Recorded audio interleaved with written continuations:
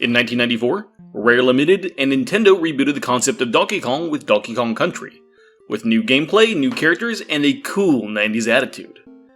If you haven't seen it, I already have a video covering that game. It isn't necessary to understand this video, but I figure that if you're interested in watching this one, then you might want to watch both. But Rare wasn't about to stop there. With the popularity of the first game, the developers immediately got to work on Donkey Kong Country 2, releasing almost exactly a year later in November of 1995. As a side note, I always misread the title of this game as Diddy Kong's Quest, when in reality the subtitle is actually Diddy's Conquest. It's a pun. Call me what you will, I just wanted to make sure that everybody understood that fact and was in approximately the same amount of pain that I am.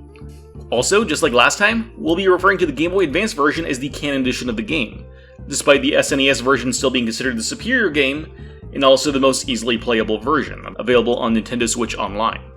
This game stars Diddy Kong and his girlfriend Dixie Kong tearing through the Crocodile Isle, home of the Kremlings, to put the plans of the nefarious Kaptain K Rool to rest. But something seems to be missing from this Donkey Kong game. To make sure that his plan couldn't be foiled again, K Rool preemptively attacked DK Isle, kidnapping DK and holding him hostage. Immediately, Cranky Kong approached Diddy, who was spending time with his girlfriend, and told the young hero wannabe that it was now his time to step into the limelight as a true video game hero. Before we get further into this game, I want to take a second to thank you for watching and to ask you to subscribe. I plan to cover every Donkey Kong game at some point, so if you're a fan of the series, you should probably subscribe to keep up with those. I also talk about a lot of other series, including Mario, Sonic, Zelda, pretty much anything that's included in Smash Bros. I hope you stick around. Now, before we get further along, I've seen a lot of people act really strange when talking about Diddy and Dixie dating, so I'm going to bring something up that I also mentioned in the first DKC video. They are not related. While the Kongs are technically referred to as a family, there's no way that they're all related given how many different species of primate are included in their ranks. The phrase also refers to a number of similar creatures that are not members of the DK crew. If anything, Kong seems to just refer to a group of somewhat simian souls that seem to be a step above the intelligence of other monkeys. So the two of them doing things is probably still fine. And now that we have that established, let's talk a little bit about Dixie. She isn't given a lot to work with, honestly. She's Diddy's girlfriend, the older sister of future hero Tiny Kong, and the cousin of Kiddy Kong, who we'll talk about more in the next Donkey Kong video. Despite all of those connections, she really isn't given much of a spotlight. It seems that she works as Funky's assistant, as shown in Donkey Kong Barrel Blast. The two of them are also paired up in Donkey Kong King of Swing. Dixie's greatest strength is the ability to use her hair like a helicopter, giving her a glide ability. Alright, so now back to the main story at hand. Upon learning about what's going on, the two lovers headed for the source of the Kremling attack, the resurrected Gangplank Galleon, the pirate ship used by K. Rool and the Kremlings during the first Donkey Kong Country game. Defeating Crow, the avian pirate nested atop the ship, they took command of the vessel. This is actually the second time a pair of Kongs have commandeered the ship, after Donkey and Diddy did the same thing in the opening world of Donkey Kong Land.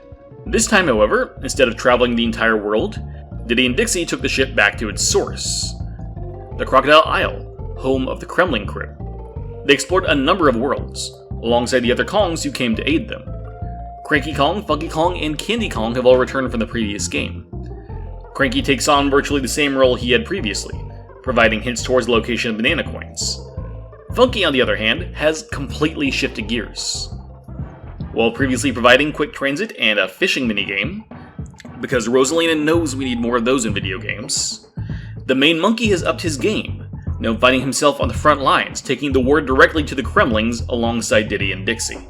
He has the two help on a few select missions, which include delivering supplies, constructing statues of DK, presumably to strike fear into the hearts of the Kremlings, reclaiming powerful weapons, and saving prisoners of war.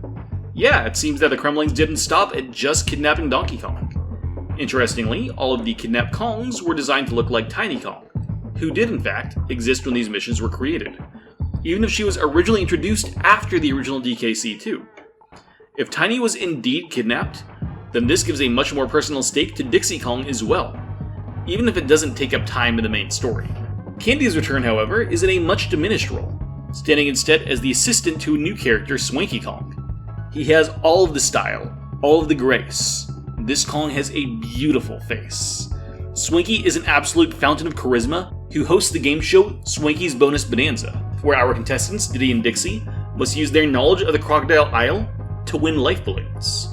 Swinky's relationship to anyone else is a little unclear, but given that he has a connection to Candy, he's probably been around for a while. The final new Kong introduced in this game is Wrinkly Kong, DK's grandmother and the wife of Cranky. Here she runs the Kong College, a school for Kremlings. Even Kaptain K. Rool is included among its students.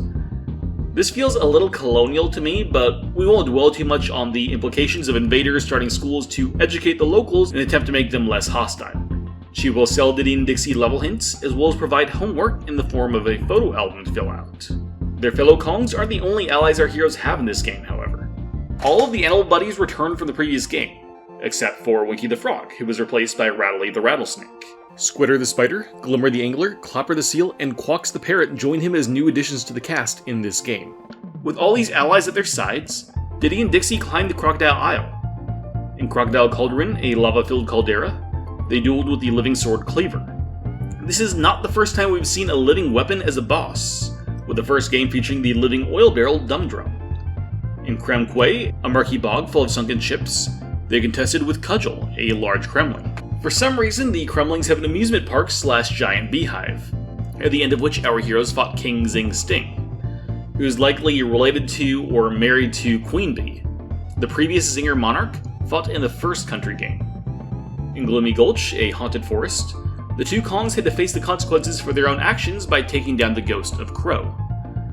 Finally, at K. Rool's Keep, they managed to find DK before having him torn away and being forced to fight Kerosene, a giant fire-breathing Kremling.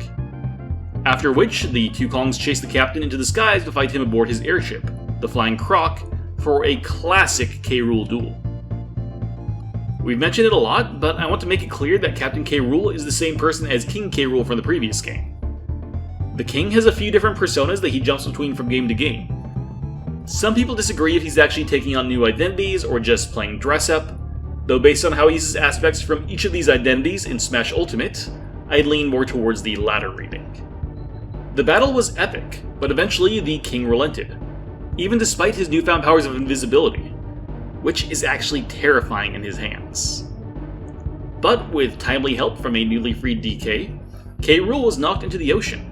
The airship went down, and the Kongs returned home to DK Isle to live in peace. Though while the battle was won, the war was still not over.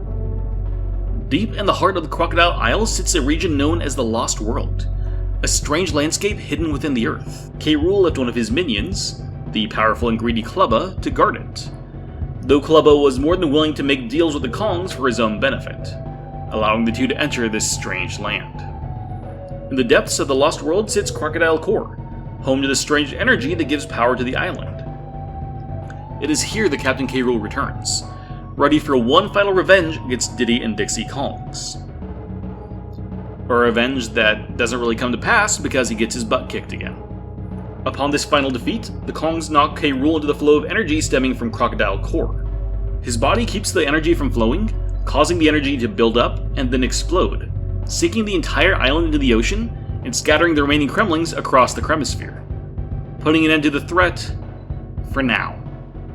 After finishing the game, Cranky Kong offers to grade Diddy, the apprentice hero, on his performance, based on how many DK medals he managed to collect throughout the game, and see if Diddy had lived up to his idol, Donkey Kong, as a true video game hero. The DK medal rankings are actually compared to a number of other video game heroes. First place is, without a surprise, Mr. Video Game himself, Mario. Arguably, this could show that the Kongs have re-established contact with Mario at this point, likely pointing at where this game takes place in comparison to the first Mario vs. Donkey Kong game, which many timeline theorists seem to agree was the first meeting between Mario and the modern DK. Though for reasons we'll get into later, maybe we can't use this for a lot. Third place is Yoshi, star of his own successful SNES platformer that also got a remake on Game Boy Advance. There are rumors of a rivalry between the two development teams, but I don't really know if it's true. That said, this isn't the place to talk about it anyways, since it's more real-life lore than in-universe lore. The second place character, however, is far more interesting. Link from The Legend of Zelda. Now you could just try to pass this off as an Easter egg or a reference or something, like in Super Mario RPG, but this one feels a little different. Cranky's video game heroes is something that is part of the story of this game, meaning that Link's presence is actually irrelevant. While other video game heroes were brought up in the SNES version, such as Sonic and Earthworm Jim, the references to both were removed in the Game Boy Advance port. Likely this is because of Cranky's renowned history of sitting atop the fourth wall and laughing at it. It doesn't matter that Link isn't a member of the Mario cast. He's still a hero notable enough to rank above Yoshi. Likely this is meant to be the same Link as from A Link to the Past and Link's Awakening, as that was the Link who was present on the Super Nintendo. That said, Link does return to the Mario series later, 20 years later, in Mario Kart 8, though we'll save discussion for that appearance for some other day. The last thing I want to mention, which will be fairly derisive, is Donkey Kong Land 2. This game has wildly varied takes on its inclusion in the timeline, whether it's a separate adventure like the other two Land games, or simply a Game Boy version of Country 2's effects. I'm going to lean towards the latter in this case for a couple of reasons. First, the story has no real differences from the game that we just spent this entire video talking about. Second, the Crocodile Isle was sunk completely after the events of Country 2, and its return in 64 is shown as something surprising, so it's likely that the island didn't rise again between the two games. Going to the timeline, given the nature of this game, it's not a surprise that I'm placing this one at the end, right after the event of the first Donkey Kong Country and Donkey Kong Land. And that's about it for this game. There was actually a lot more than I expected to discuss with it, so I'm glad we really managed to fill out this video. Let me know what you think of this game in the comments, and subscribe if you haven't already, and I'll see you next time.